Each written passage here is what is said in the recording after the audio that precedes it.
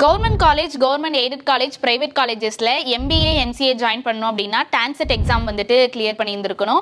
அதே போல ME, MTech, MArch, எம்பிளான் இந்த மாதிரியான கோர்சஸ்ல வந்துட்டு ஜாயின் பண்ணணும் அப்படின்னா சீட்டாங்கிற எக்ஸாம்ஸ் வந்துட்டு கிளியர் பண்ணியிருக்கணும். ஸோ இந்த ரெண்டு என்ட்ரன்ஸ் எக்ஸாமையும் வந்துட்டு அண்ணா யூனிவர்சிட்டி தான் கண்டக்ட் பண்றாங்க. ஸோ அதுக்கான அனௌன்ஸ்மெண்ட் வந்துட்டு இப்போ வந்திருக்குது. ஸோ இந்த டான்செட்டுக்கான எக்ஸாம்ஸ் பார்த்தீங்கன்னா மார்ச் 9ஆம் தேதி நடக்குது. அதே போல இந்த சீட்டாவோட என்ட்ரன்ஸ் எக்ஸாம்ஸ் பார்த்தீங்கன்னா மார்ச் 10ஆம் தேதி வந்து நடக்குது.